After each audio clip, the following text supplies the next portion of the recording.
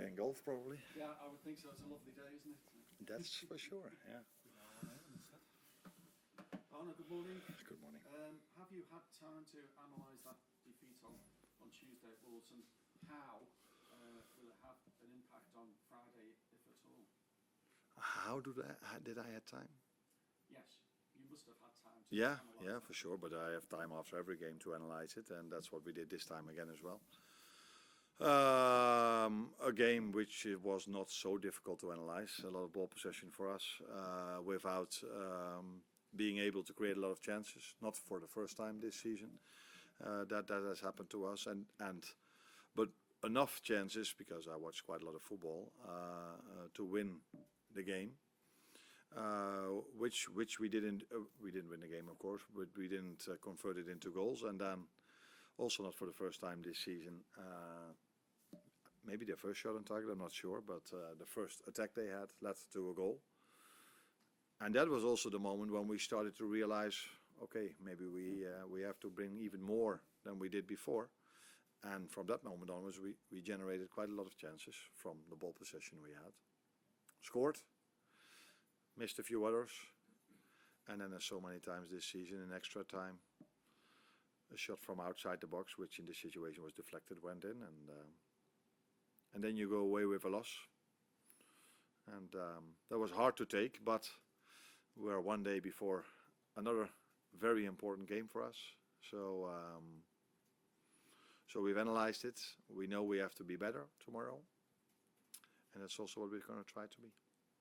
I know you've made reference to it the night of the game. Conceding late goals is a worry. It must be becoming something of a real concern, losing games so late on. How do you manage that? Do you have to change an approach mentally, or? No, it's a real concern if you lose, and if you lose many times in the same manner, it's even more a concern. But the way we concede goals in these last minutes are not always similar. Sometimes it's a set piece. Now and against Fulham it was a shot from outside the box. Those are not big chances you give away, so you always try to prevent the other team from getting big chances. This is what we do in general quite well, but unfortunately for us it has led to 2 goals conceded. Is it our approach? Not too sure about that, because yes, we want to win that game. And I think that's quite normal. If you're Liverpool, you play away at Wolves, you've just scored the 1-1, you're trying to win the game. But it isn't as if we bring Virgil or Ibu forward. We just still play in this situation in our own formation, which in the past sometimes we did add an attacker instead of a defender. But recently when we conceded, we didn't do that. I know there's no Champions League qualification for winning the FA Cup, so how important is this game in the context of the season now, given your position in the Premier League table and that push for Champions League, and the fact that you've got a Champions League game on Tuesday, knockout football as well? Yeah, we always found every game we play very important, and we always find every trophy we can win very important.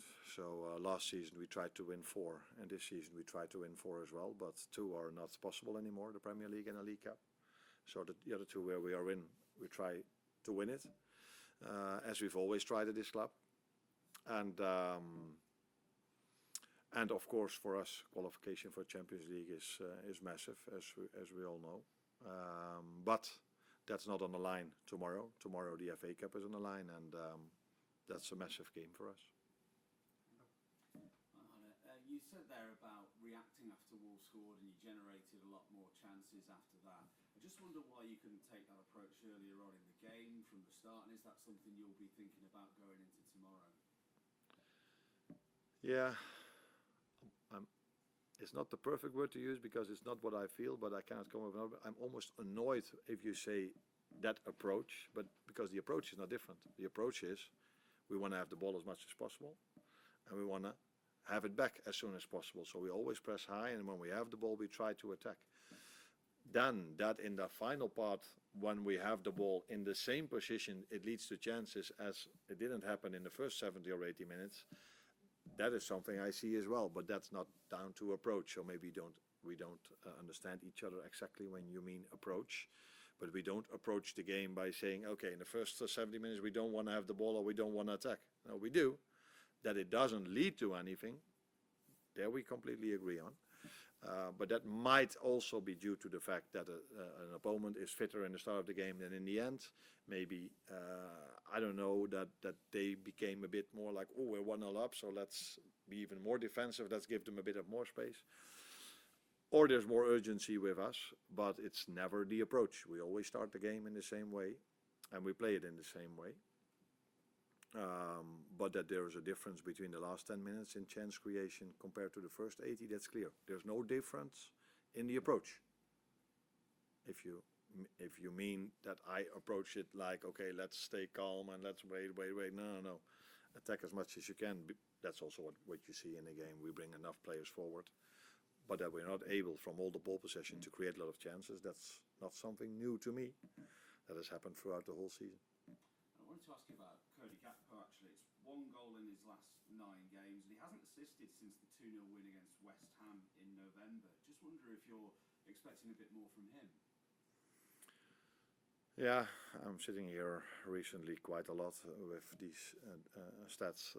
Last week it was Mo, now it's Cody. This is part of what I just said. We have the ball a lot, but we need to create more. And but we are not in terms of chance creation last in the league. We're not doing that bad in terms of chance creation. But we're also the team that has most ball possession. So then you expect maybe to create also more. And that's not what we're doing. A player like Cody, a player like Mo, we expect from them and they expect from themselves to score more or assist more than 1 out of 9 or Mo 1 out of 10, I think. But as I said so many times, attacking is not only down to Cody and Mo, as defending is not only down to Ibu and Virgil. So yeah, let's make sure we create even more, which should be possible with the quality we are having. And then goals will come for these players as well.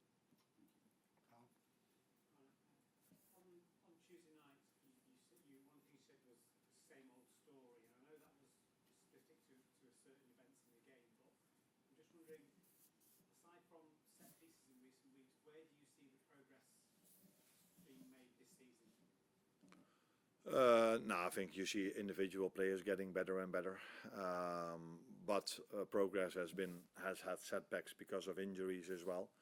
I think one of the players we are having that is able to create a lot from open play is Florian Wirtz, and unfortunately he got injured 3 games ago.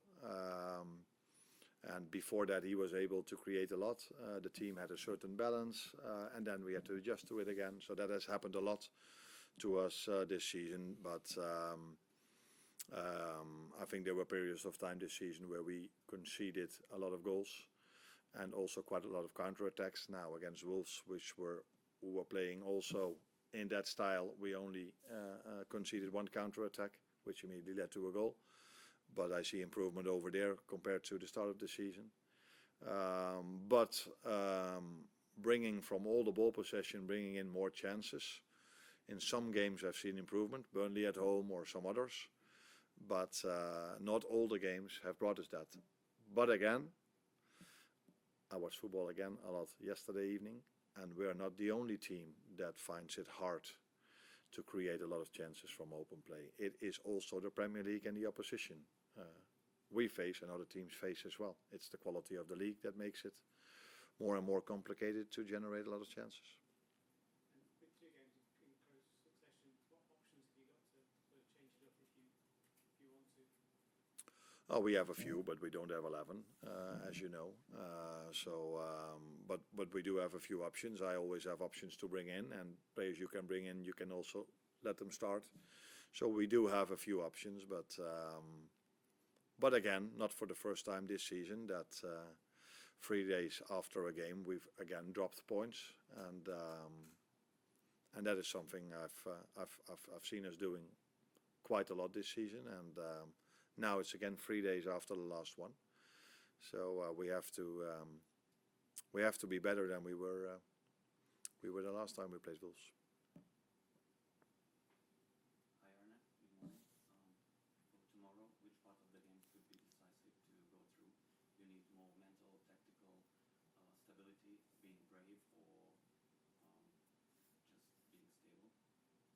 Mental and tactical stability. I have no clue what you mean by that, but what is mental? What is being tactically stable? I mean, if, for example, you got the lead for the game, and you have to maintain the lead because at the end of the game, a draw wouldn't be maybe enough. Oh yeah, you mean it like that? Yeah, that is what we are aware of. That a draw is not enough, and it will not end in a draw because there's no replay, is it? No, so it will not end in a draw. So yeah, that is true. I don't actually know how to answer that question because I don't understand the question. So, but maybe that's just me. So okay, let's get it through again. So which part of the game could be decisive to go through? Every part of our game is decisive because you need to be on top of your game in every part of it at Premier League level. So I hope we defend in the same way as we defended against them the last time, because if you only concede one chance, that is against any Premier League side as you want it to be, and usually that one chance doesn't go in. Can happen, but it's a bit weird that from one chance they score twice. And on the ball, we need to improve. That's for sure. But easier said than done, because this is something we are trying for a long time already, to be able to generate more chances from the ball possession we have. But we will keep on training on it, keep on finding answers to that with the players we have available, because sometimes you can want something else, but if you don't have certain players available, then those answers will not always be the right answer to the questions we have. So within the constraints we work in, we have to find the answers. Where's Florian up to? He trained half on half yesterday with the team, and what I mean with that, he was a joker you say over here, I think. So he made the next step in his rehab. So let's see where he is today, and if he's then could be available for a few minutes tomorrow in the best scenario. A few minutes in the best scenario. Did everyone else come through okay? Yeah, I think they did. Yeah, till now they did. And just the club announced yesterday their summer tour plans to go back to America. Were you part of those discussions? Are you already locked in discussions about exactly what the summer looks like?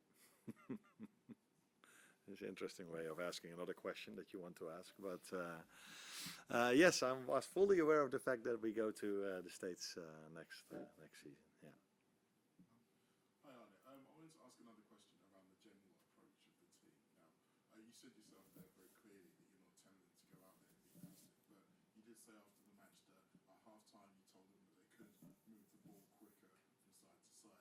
Is that something you've had to say quite a few times this season, and why do you think that they are starting this game without having that same kind of impetus? No, but my job is so much easier than theirs, because I'm standing there on the side and I can see everything, and they are in full action, and the distances from the teams are really small, so really tight areas, and for me to zoom out and see it and then walk to my iPad and see it even better, and then showing at half time, okay boys, there is more space than you think to play it from side to side. Yeah, that's easier said than done, but don't think that before the game I tell them, let's stay as long as we can on the same side. Let's try to stay as long over there. And please, Virgil Ibu, never play a ball forward. Just play it as long as you can towards each other. Now, that would be as ridiculous as we both know it is. But sometimes it is showing them, but maybe that showing them has no influence at all. It's just more that after 45 minutes, the other team gets a bit more tired. So maybe the number 9 doesn't close down the ball towards the midfield anymore, so you can switch it through the midfield, where in the first 45 minutes he does, and then you need to go around, and if you have to go around by your centre backs, it always takes longer to be on the opposite side than when you can go through, and that sometimes has to do with the fact that if players get tired, they don't close caps as much anymore as they do the first half, and sometimes it just needs another emphasis on it to show, but it's not. I'm not a tactical genius. If I tell them to go faster from side to side, everyone can tell this to them, and that's what we say before the game and after the game. But you play against an opponent as well that tries to prevent you from playing the ball from side to side. Is this one of those instances where playing the same team again is actually a benefit because you've had the chance to do it one time, you can analyse what didn't go well, and you can say, well, maybe stress the chance of being able to do it a little bit better the second time around? Yeah, that's an opportunity. Or you take a different quality that you think you need. Now you've played them and now you've seen, okay, that maybe didn't work as well. Then it's also a possibility to bring a different quality in. Although there's not so much to choose, but that is a possibility. So yeah, we could do both, as I said, and we will have a strong lineup tomorrow. But we're also fully aware. I'm also fully aware of the fact how many games we are playing, and it's 3 games in 7 days, many times for us this season, and now again, and we go again. With Spurs on Sunday, Wednesday, Galatasaray, Saturday, early kickoff. So that's done probably the 5th or the 6th time this season that we play 3 games in 7 days. So we are aware of that as well, and sometimes you take that into account in the lineup or in playing time, because it wasn't by choice that it's always by choice that you take Jeremy off, but I don't think it was smart for him to play 90, and that's why we took him off. Arne, you talked there about the difficulties of the schedule. Do you think, knowing what you know now, you would have made maybe different decisions about the composition of the squad coming into this season, or do you think you've maybe just been unlucky with injuries and the timing of injuries and adaptation of certain players? Yeah, you've already given the answer to me. I'm so happy what we've done last summer. We've signed such great players, but some of them needed some time to adapt them. Some of them have mainly been injured. That's not something you can predict. Yeah, the adaptation you can predict, because that's what we knew. But that some signings and some others got some long-term injuries, that's not something you can predict. But it's the model we are having, that we are not having 25 players over here. We cannot. We have a different model over here, and then it hurts even more if you have 3 or 4 long-term injuries, at the moment even more than that. Is that model more difficult in the Premier League, as intense as it is now, and the calendar's crazy, and obviously additional Champions League games? Can you stick to having a smaller squad going forward, or does it have to maybe change them? Now, if I have to give an answer, that answer is so complicated. We have to talk about so many things that it would take me a long time to explain, and I might not explain it perfectly as well. So I always knew when I came in this was the model, and I'm really happy with that. So that's the most simple answer I can give.